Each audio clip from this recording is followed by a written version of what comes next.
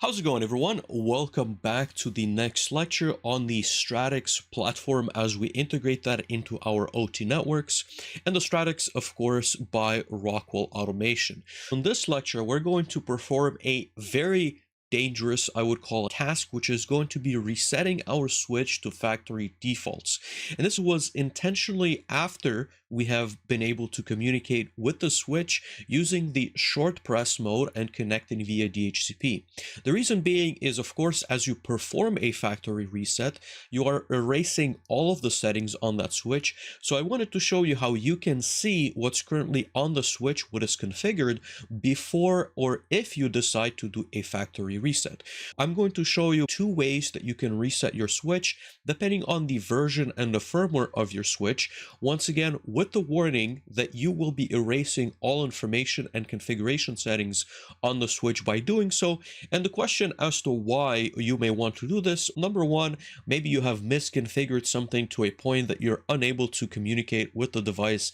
Maybe you've run into some software or hardware issues and maybe you want to reconfigure your switch. Maybe you're moving the switch to a completely different facility, so you're just simply unable to reconfigure what's currently out there. Maybe you don't have the access, maybe you don't have the IP addresses, and you need to erase what's currently been set on the switch.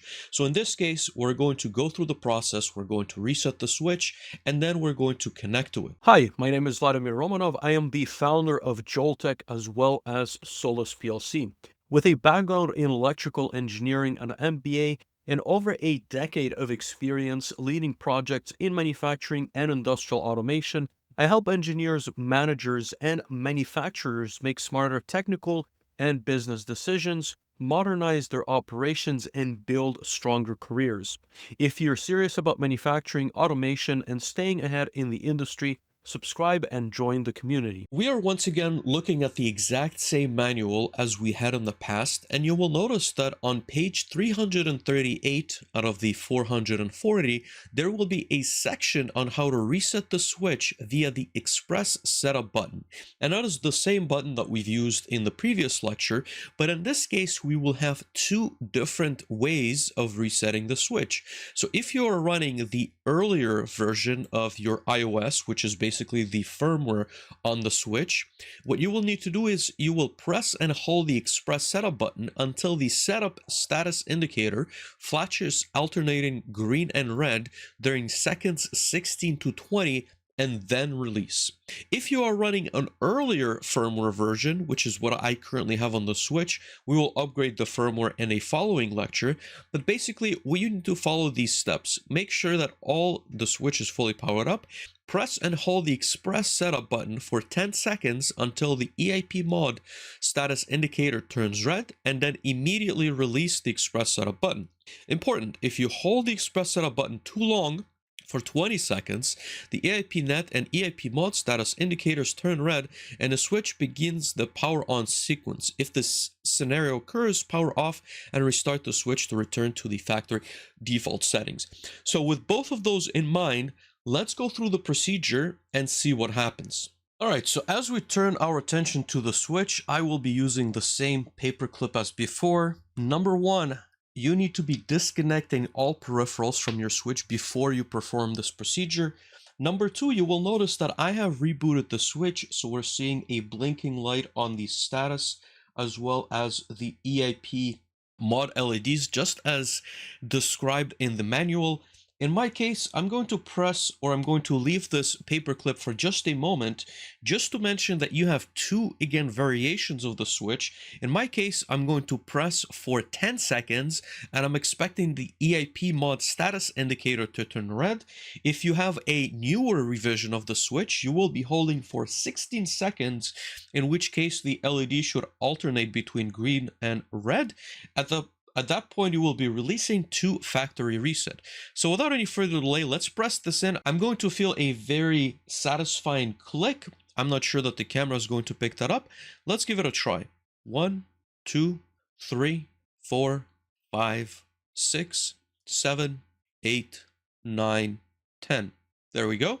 I can simply release, and the switch should perform a full factory reset, at which point we will go through and do the short press in order to be able to connect to this switch via DHCP. And so as you recall, we first need to let the switch boot into that same mod before we can press again between 1 to 5 seconds. We can then apply our RJ45 cable, and as I had shown you in the previous video, we had an IP address as well as a couple of other configurations. All of those should be erased due to the factory default settings. Alright, so we are back. We have factory resetted the switch. All I'm going to do is press for 3 seconds or so until we get a blinking LED, at which point we can use the same steps as we've done in the past to connect us to the switch via DHCP. And you'll notice exactly that. So now I can plug in the RJ45 cable into port 1 because that's the light that is blinking. I can configure my port and log in with the interface. Just as a brief reminder, remember to have set obtain an IP address automatically on your RJ45 port. And so you will notice that as we connect to our switch, again with the default IP address of 169.254.0.1, we will be given a different prompt, which is allowing us to configure the host name, the VLAN, the IP assignment mode, the IP address, the default gateway, NTP server, and of course the username as well as the password. So in this case, host name underscore switch 001 is going to be the name. VLAN 1 interface is fine. Static IP address 192.168.1.70. I'm going to keep it to what it was. Default gateway 192.168.1.1. NTP server, I do not have one. Username is going to be admin and password is going to be switch. And I'm going to press on submit. Of course, there's going to be advanced settings if you're looking to set up a CIP. That's going to be a conversation for a different lecture.